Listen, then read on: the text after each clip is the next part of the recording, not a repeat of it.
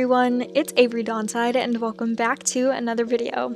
So today I am super excited to share this video with you all and make it because I think it's a little bit of a better insight into me personally as just a human being rather than my star-stable life.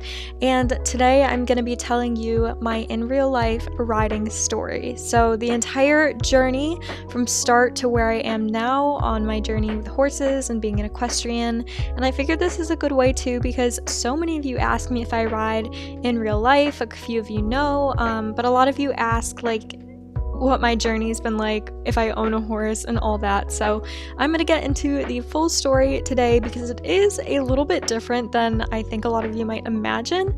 So I'm excited to share it with you all. So without further ado, let's go ahead and get right into the video. I hope you all are proud of me because I've been getting back on my training game a little bit too, and I know a lot of you enjoy these longer training videos, so I'm happy to make them because it helps me and it helps you. But we're gonna start with the story. So the story starts when I was 12. So for my 12th birthday, actually, we're gonna start way back in the beginning. When I was just a child, I really loved horses. Like, honestly, some of my earliest memories are from like enjoying horses. I've always been a horse girl, and no one in my family really knew where this came from because no one in my family is involved with horses or the equestrian world at all. I was never exposed to horses. Literally the only exposure that I really had was a show called The Saddle Club, which I know a few of you know about, and just watching horses in movies. Spirit was my favorite movie. I had a VHS tape of this like educational movie about a like ranch called 𝐿𝐿 He's My Horse, and from the time that like literally as early as I can remember, I've always loved horses and been obsessed with them. So growing up, I always wanted to ride horses and get involved with them, but I have 3 older sisters. I'm the youngest, and you know, having kids is expensive, and having kids do a bunch of hobbies is expensive, as well as just horse riding in general is probably one of the most expensive hobbies that you could want to do. So my parents for a really long time just said no because they didn't know if it was going to be one of those things that I just like wanted to try out and then got bored of and stopped doing, and they would rather save the money. So I didn't ride during my childhood at all, but I was always obsessed with horses, always had a passion for it, and was not going to let my dream go of wanting to have a horse. Every single Christmas I asked like, oh, I want a horse or I want a pony for Christmas. And so that is the start of the obsession. But then the story really starts when I actually started riding. So basically, for my birthday, my sister got me this Groupon of riding lessons, and I believe it was 6 riding lessons that at this barn that is in my state would go, and they were like hour-long lessons and things like that. And I was really excited because I had never, like, I had been on horses before at fairs and things like that, but I'd never had a riding lesson before, and I'd also never ridden English. So from like a pretty young age, I determined that I wanted to ride English and not Western, but the state that I live in is heavily dominated by Western riding, especially the area that I'm from. We don't have any English barns close to us, so the barn that the Groupon was from is an hour away, and it's actually the barn that I still ride at, but I'm gonna get into that. So we got this Groupon and scheduled the lesson for, I think, a few weeks later, or it was like a week after my birthday. I'm pretty sure, yeah, it was actually 10 days after my birthday because my birthday is August 9th, and I'm pretty sure it was on August 19th. I have like a weird memorization of dates and things like that. And so on August 19th, I remember how like nervous and anxious, but in an excited way I was for this lesson. I like tried to figure out what to wear and things like that, and I finally did. So we get to the lesson, and it was super duper nice. And for context, I'm also going to get into this. My trainer was a newer trainer at this time, and I was one of her first-ish lesson students, if I remember that correctly, and she was pretty young, and it went really well, but I've been with her ever since then. But like I said, we're gonna get into that. So for this experience, for my first lesson, I rode on a lunge line on a horse named Lexi. I'll insert some pictures right here. Lexi was a big chestnut mare. She's since passed on, but we just did like walk trot on her. And I remember trotting was so difficult for me. Posting the trot was definitely something, because like I said, I didn't do any extracurriculars as a child or anything like extra hobbies. So So I didn't have a lot of muscle. I was kind of more on the couch potato side of being a child, I would say. And you can definitely just, like, I don't know if I'm gonna post the video or show you the pictures from this experience, but posting the trot was hard. I could definitely tell. So that was my first riding lesson. I absolutely loved it. It was honestly everything that I've ever dreamt of. I remember being so excited even to see like an English saddle in person was such a cool experience for me because I had only seen Western saddles, and it was just amazing and I loved it so much. So then from then on out, I continued to be on лек시, and at this point I rode every 3 weeks so that we could kind of draw out those 6 lessons that I had for the Groupon from my birthday. And so I rode every 3 weeks, and that was sad because I wanted to ride more often and I wanted to be around horses more often, but at that point I was just going to take anything that I got.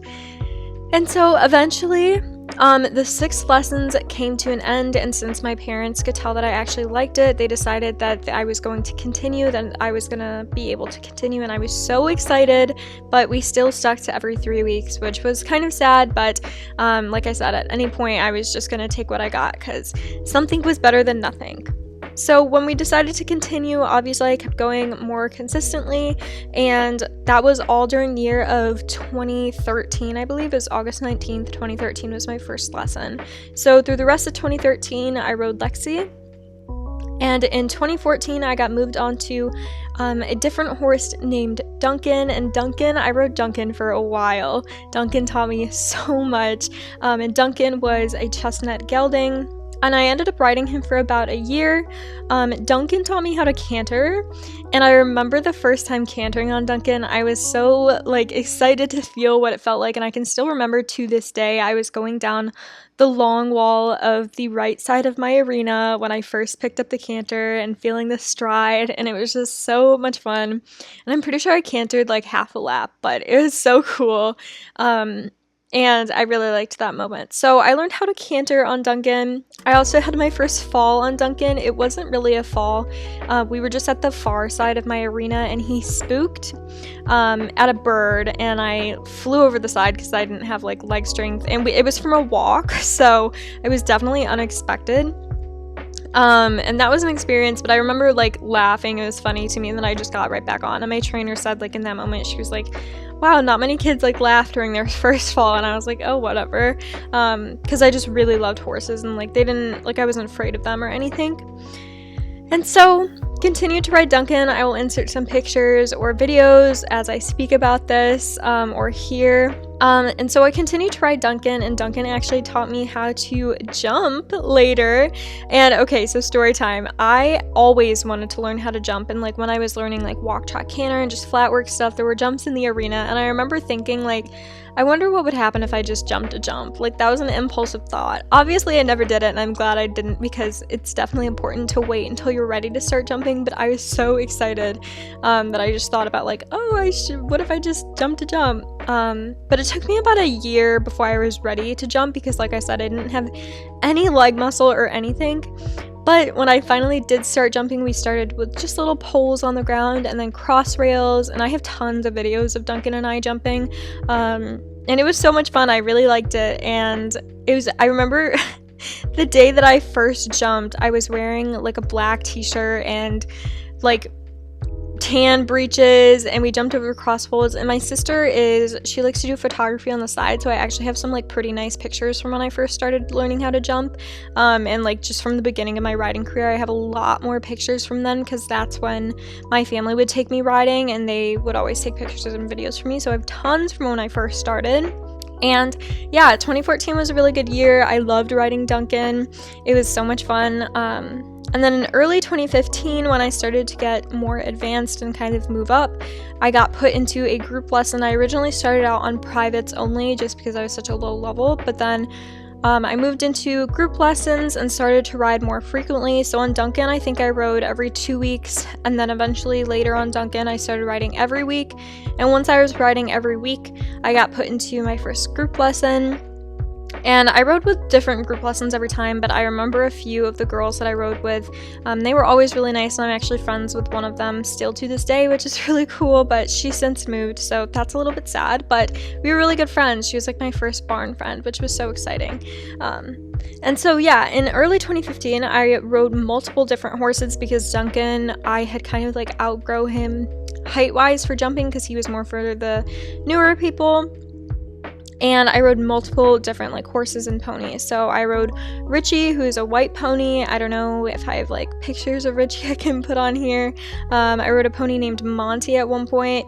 And for context, I was not small. I just, my trainer like wanted me to try ponies, but I've only really ridden those ponies like once or twice.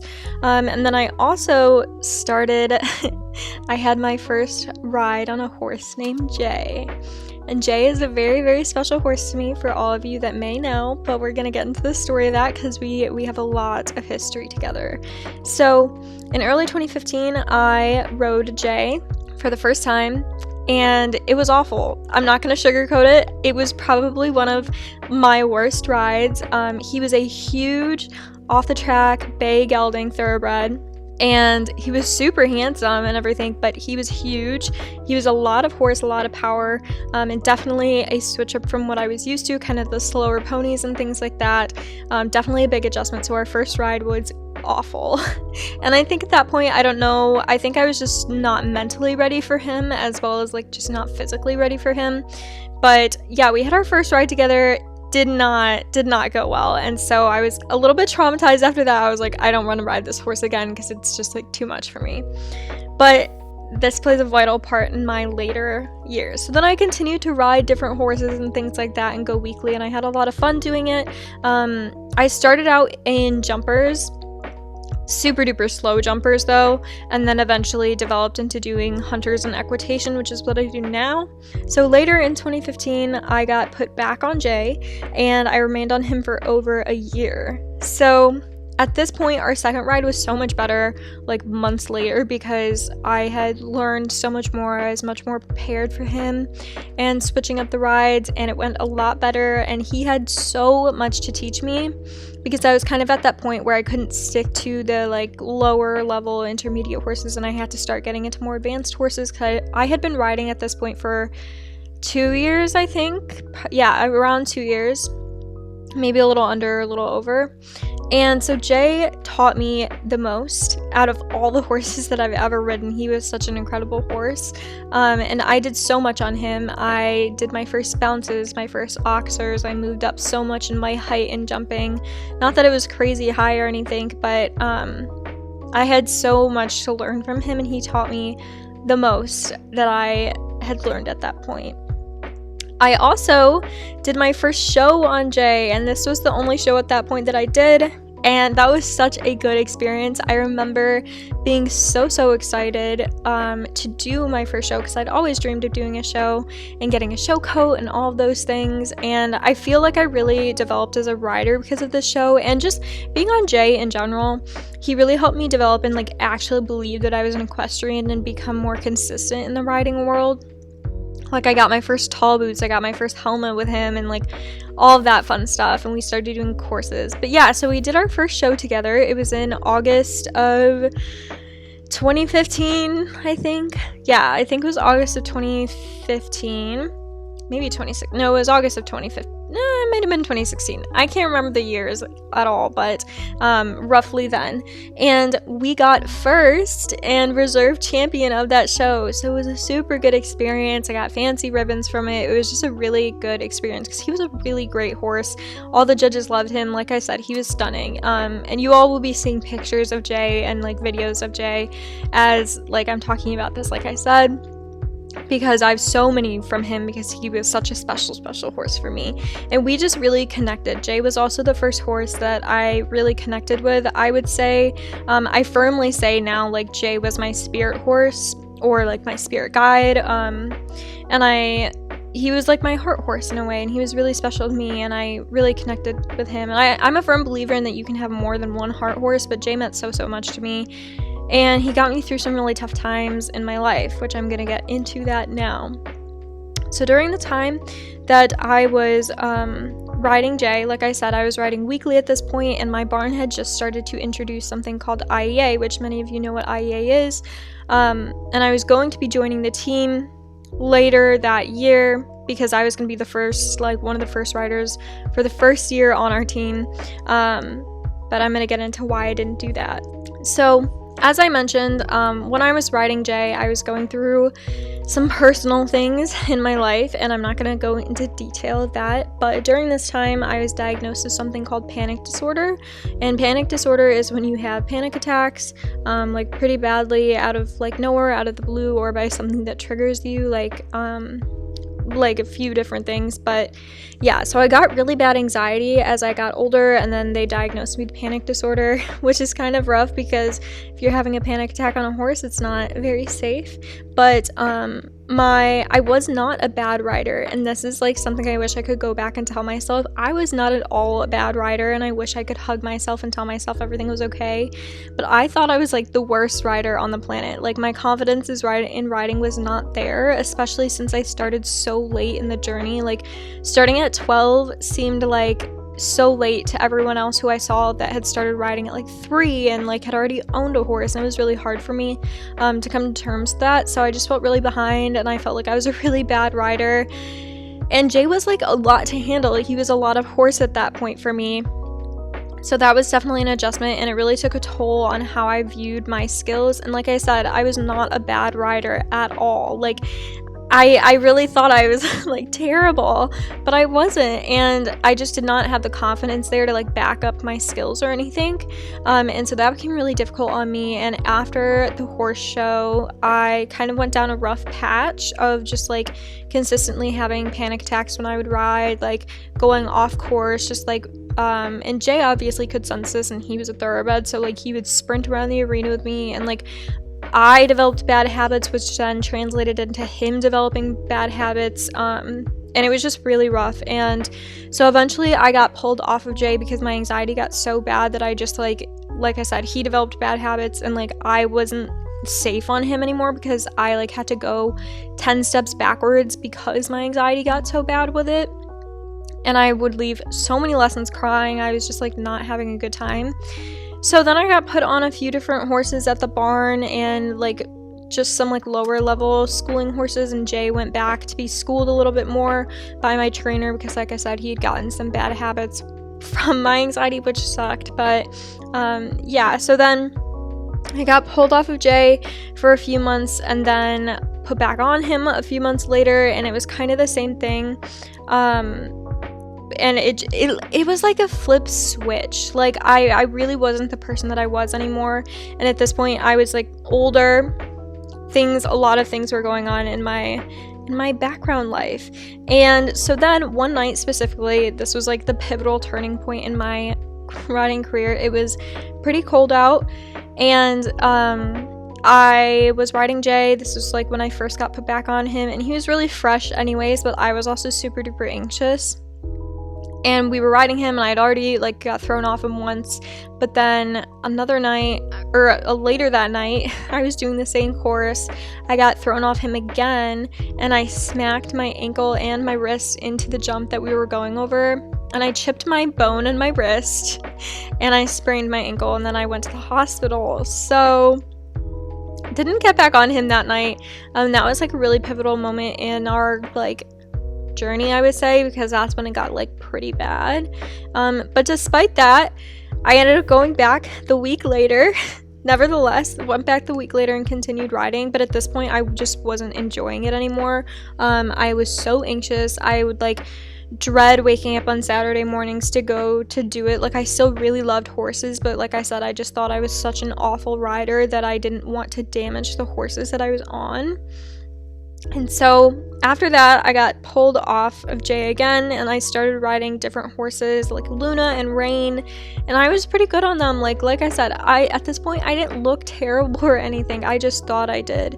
But I also, like I said, was going through a lot in my personal life. I also had a lot going on with school because I was in high school at this point. I was on my varsity dance team. I was doing a lot with school. I had a lot of extracurriculars, and I was just like very, very overwhelmed. And I kind of lost sight of why I began. And so after those really bad experiences, one time I had a super bad panic attack. This was one of the last rides that I did. I had a really bad panic attack, and I remember getting off and like I couldn't breathe, and I hyperventilate when I have panic attacks. And I just remember saying like, I don't want to do this anymore. And that was when we took a turning point, and I decided to take a break in October of 2016. And the break was only going to be for the winter time, because where I'm from, we have terrible winters, and like riding in the winters was hard anyways, like mentally and physically, because it was freezing.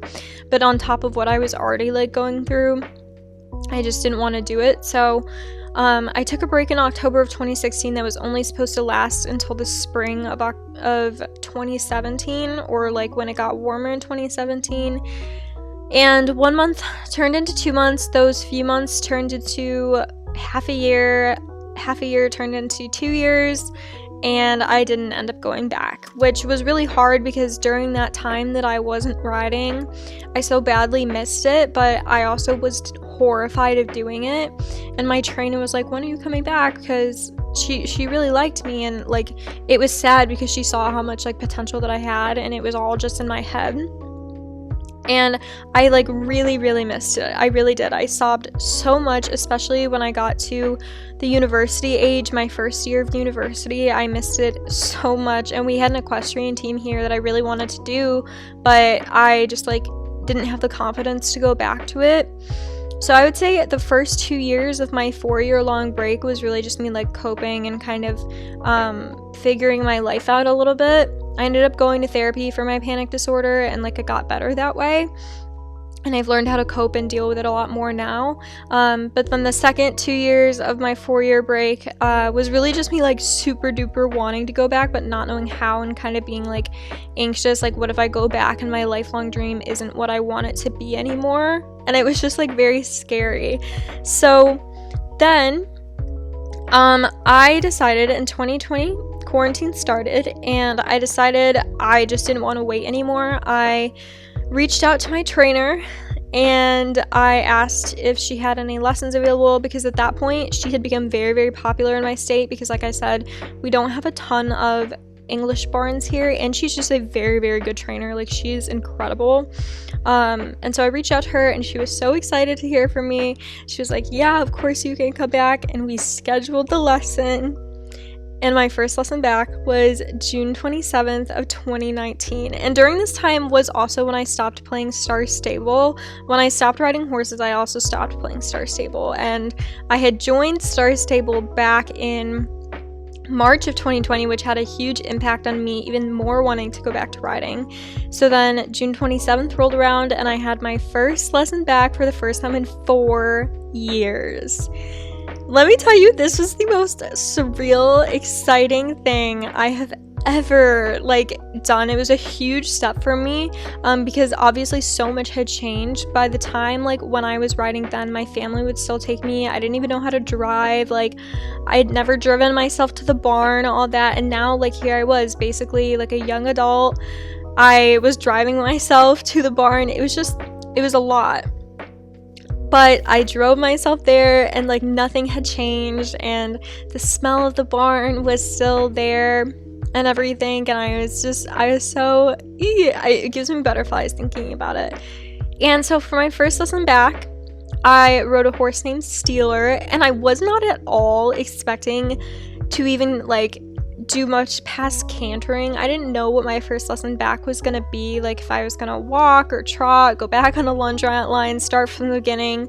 But my first lesson back, I did everything. I walked, trot, cantered, and even jumped. And to my surprise, my jumping wasn't terrible. Everything came back muscle memory, but oh boy was I sore the day after. I still had all the muscles there. They were just kind of rusty and things like that. But yeah, so I went back. I'll put in some videos and pictures, and it was just such a good time. I was so excited to be back. It was very rewarding. But this is when I found out some sad news, and I was very heartbroken. I still am very heartbroken about this. So obviously Jay was a really important horse to me, and I'm not gonna get emotional talking about it because I don't want to, but Jay was a really important horse to me. He taught me a lot, and even though we had bad experiences, I like so badly wanted to be able to go back and like conquer my fear of riding him and like reconnect, because we really did have like a mind, body, and spirit connection. He was more than just a horse that I rode, and he had taught me so much, and I really just wanted to like thank him. And I feel bad because, like I said, he was connected to me too, and I just wonder, like, he probably wondered where I went to. And so I went back, I asked my trainer, I was like, oh yeah, like, do you still have Jay? Like, I really want to see him.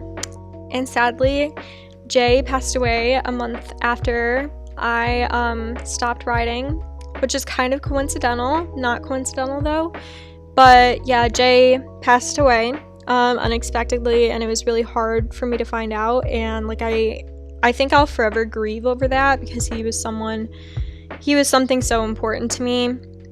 And I really wish I could have thanked him for everything that he did, but because of that, I'm a firm believer in everything happens for a reason. Because of that, it's really like lit a fire under my butt to really be thankful and like grateful for what I have and every horse that I get to ride, and like genuinely enjoy every experience and not take it for granted, because you never really know what's gonna happen.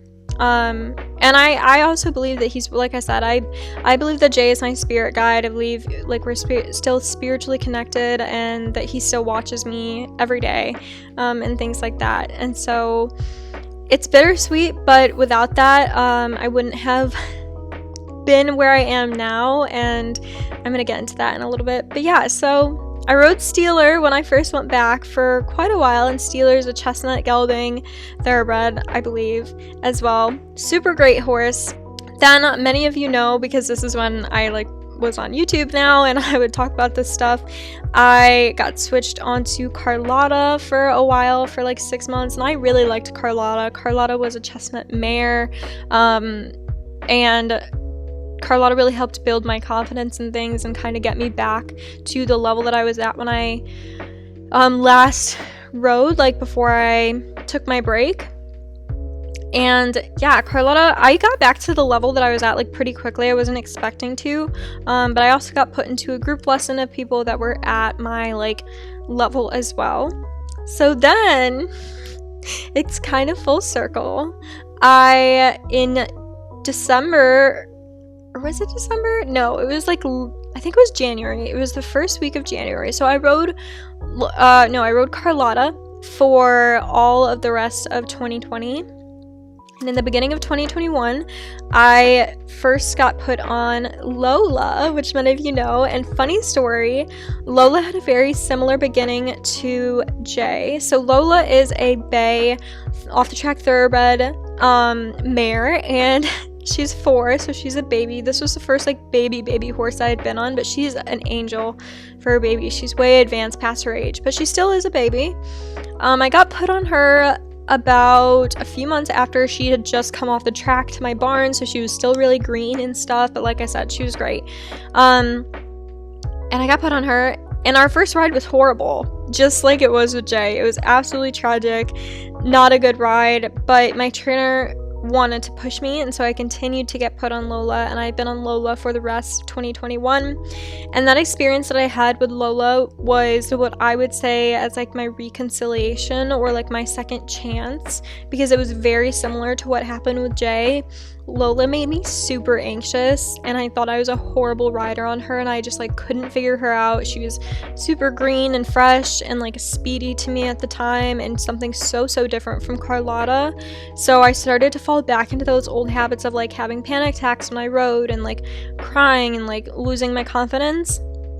And I knew that this was my second chance to kind of get my life together and like not give up like the first time that I did. And I remember my trainer telling me like one day after I had a bad ride on Lola in the beginning, she was like, you can't quit this time. Like, I was heartbroken after you left, and like I'm so proud of you for coming back, but like you really cannot leave this time. Like, I was so sad when you left last time, and like I'm so happy like to see you grown up now, and like I know you can handle this, and that's why you're on Lola. And so Lola and I have worked so hard together, and Lola has developed into such an incredible horse. Not that she wasn't before, but we've really developed together as a team. And I'm so proud of that, and I'm so proud of us. And I'm gonna get into this at the end of the video. I'm not gonna say that every ride we have together is perfect, or that my panicking doesn't still happen, because it does. I'm gonna get into that. But Lola and I have seriously like made my journey come so full circle, and I'm so grateful that I continued to work with her rather than like shriveling up on myself and giving up like I did on Jay, because it really did feel like my second chance. And I'm also a firm believer, I don't think this is a coincidence, and I tell people this a lot.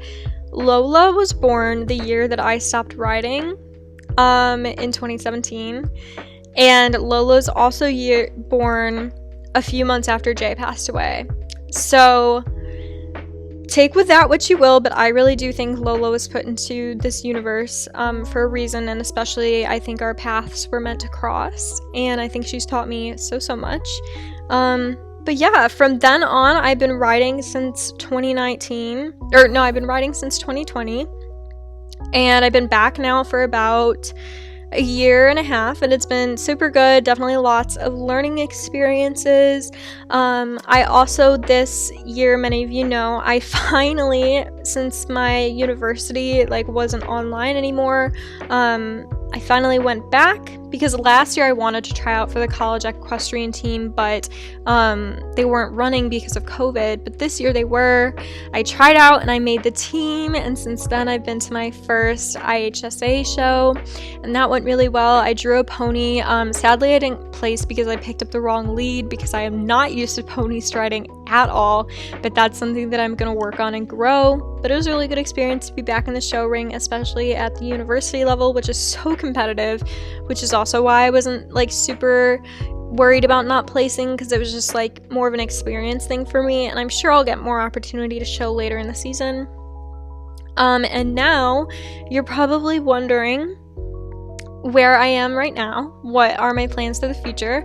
So I am currently saving up for my first horse. I am graduating a year early, so that I can use the money that I would have used for my last year of university to go towards a horse.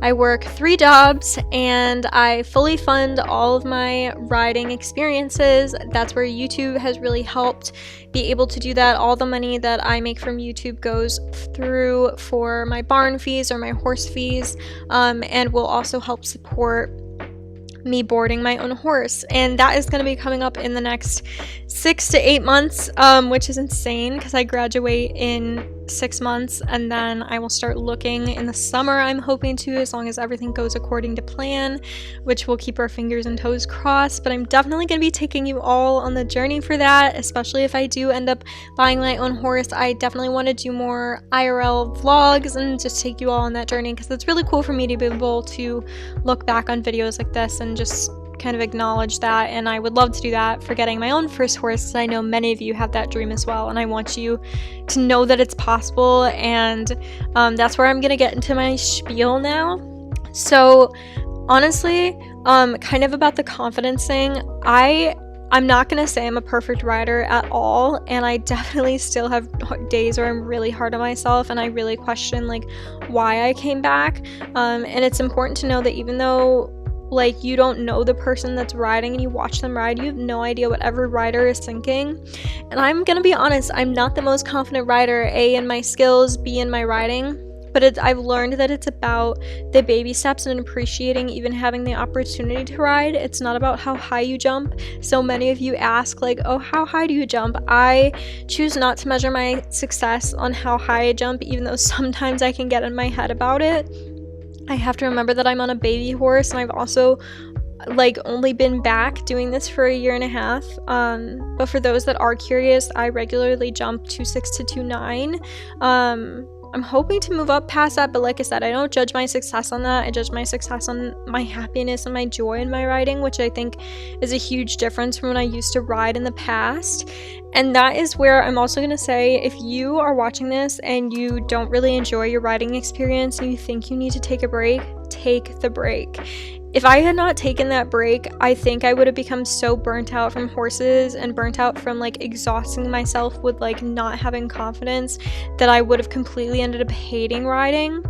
And I knew that I was getting to that point, and like even though I do wonder what would have happened if I continued to ride those 4 years and like what skill level I would be at now if I had continued, I highly recommend taking that break, because I think without that I wouldn't have been as grateful for A, getting to even have the opportunity to be around horses, but B, to have such a full circle experience with starting out and like going through such a rough like mental and physical experience to now.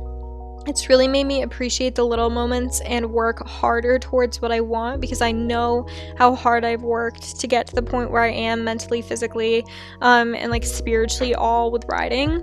So definitely, if you need to take a break, take the break. You're not gonna get behind or anything, and you can go back, but it's more important to take care of your mental well-being rather than continuing to ride, because like I said, this is a team effort. It's you and your horse, and if you aren't there fully mentally, then you can't be there fully mentally for your horse.